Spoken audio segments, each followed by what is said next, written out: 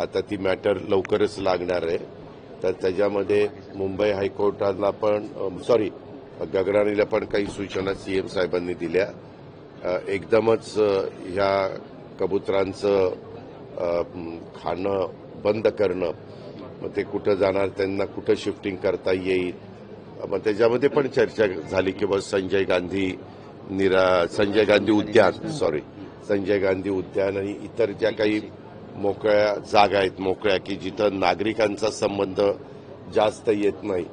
जसं नागरिकांना राहण्याचा अधिकार आहे तसं पशुपक्ष्यांना पण त्यांच्या त्यांच्या एरियामध्ये जगण्याचा राहण्याचा अधिकार हा निसर्गाने दिलेला आहे. आणि त्याच्याकरता एक गोष्ट खरी आहे, जैन समाजाच्या आणि इतर पण काही मान्यवरांच्या भावना थोड्याशा तिथं तीव्र होत्या. तर ही सगळी वस्तुस्थिती हायकोर्टामध्ये पुन्हा लक्षामध्ये आणून द्यायची की बाबा एकदम अनेक संख्येने जास्त असणारे कबुतरखाने आपल्या मुंबईच्या परिसरात आहेत. ते वर्षानुवर्ष पिढ्यानपिढ्या ते चालत आलेले आहेत.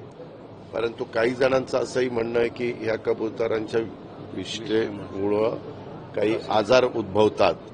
अशा पद्धतीनं पण काहींनी भूमिका मांडलेली आहे. शेवटी न्यायव्यवस्था ही सर्वोच्च आहे, परंतु न्यायव्यवस्था सर्वोच्च आहे त्याबद्दल कुणाचं दुमत असायचं कारणच नाही. पण तिथं जनतेच्या मनामध्ये काय आहे, जसं ती माधुरी हत्तीणीच्या संदर्भामध्ये पण काल सकाळी मिटिंग झाली आणि त्यावेळेस कोल्हापूरकरांनी किती मोठा लॉंग मार्च काढलेला होता, तो आपण शांततेने काढलेला होता आणि त्याच्यामध्ये सगळे घटक सहभागी झालेले होते. विद्यमान खासदार, माजी खासदार, विद्यमान आमदार, माजी आमदार, माजी मंत्री, विद्यमान मंत्र्यांनी पण काल मिटिंगमध्ये थोडंसं जनतेच्या भावनेचा आदर केला गेला पाहिजे आणि तशा प्रकारची भूमिका सुप्रीम कोर्टामध्ये मांडली गेली पाहिजे, अशा त्याच्याही बद्दलची चर्चा झाली. तशी ह्याही संदर्भातली सगळी चर्चा झाली. आणि सीएम साहेबांनी, मी तरी त्या मिटिंगला जे काही पाहत होतो किंवा ऐकत होतो किंवा माझ्या परीनं पण काही भूमिका मांडत होतो, तर त्याच्यामध्ये सरकार ह्यामध्ये सकारात्मक मार्ग निघावा अशाच विचाराचं आहे. हे सीएम साहेबांनी ह्या सगळ्या मान्यवरांना समजून सांगितलं. अनेक संघटनांचे तिथं प्रतिनिधी होते, तर त्यांनी सांगितलं की ठीक आहे मुख्यमंत्री महोदय, आपण त्याच्याबद्दल एक चांगली भूमिका मांडली आणि तशा पद्धतीनं कालची मीटिंग ती संपली. पण दादा, जैन समाजाला आता तुम्ही काय आवाहन करणार आहात? नाही, ह्याच्यामध्ये ऐका, शेवटी त्यांनी काल मांडताना पण तिथं अतिशय तीव्रतेने भूमिका मांडली की बाबा तुम्हाला आम्हाला जेवण्याचा जसा अधिकार आहे तसा कबुतरांना पण खाण्याचा अधिकार आहे. त्यांनाही आता तिथं कबूतर, त्यांनी तर सांगितलं की ते ताडपत्री टाकल्यामुळं कबूतर तिथं मरतायत, त्यांना तिथं खायला मिळत नाहीये. त्यांना वर्षानुवर्ष तशी सवय लागलेली होती की तिथं अनेक जण जायचे आणि खाद्य घालायचे आणि ते खाद्य ते खायचे आणि त्याच्यातनं ते जगायचे. अशा प्रकारची परिस्थिती त्यांनी मांडली.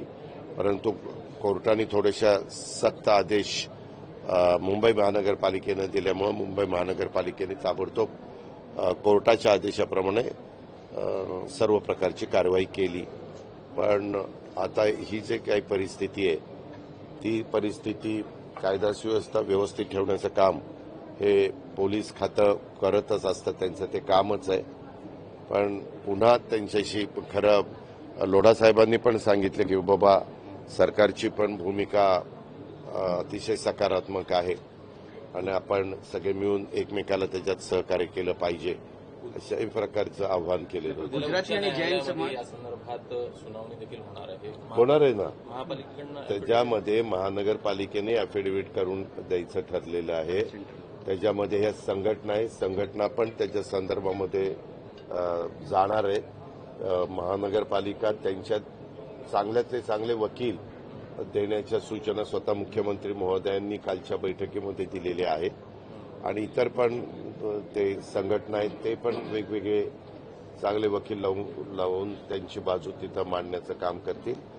शेवटी न्यायालयाच्या पुढं सगळेच जण आपापली भूमिका मांडतील आणि मला असं वाटतं की ही सगळी परिस्थिती पाहिल्यानंतर न्यायालय नेहमीच योग्य निर्णय देत असतं, तशा पद्धतीने योग्य दादा पण निर्णय देते. मतांचं ध्रुवीकरण होतं असं तुम्हाला वाटतंय ह्याच्यात मतांचं राजकारण आणू नका. हा एक वेगळा प्रश्न आहे, पशुपक्ष्यांच्या संदर्भातला प्रश्न आहे. माझी मीडियाला पण विनंती आहे, आपल्यालाही विनंती आहे की ह्याच्यामध्ये राजकारण आणण्याचं काही कारण नाही. आपण माणुसकी दाखवत असतो सगळ्याच ठिकाणी, तशा पद्धतीनं पशुवर प्रेम दाखवणं, पक्ष्यांवर प्रेम दाखवणं, प्राण्यांवर प्रेम दाखवणं ही पण आपली परंपरा आहे. परंतु त्याच्यातनं इतरांचे पण काही आजार त्याच्यातनं उद्भवू नये. आता काही जणांनी तर असं सांगितलं ते खरंच आजार उद्भवतात का नाही ह्याचाही रिसर्च करा.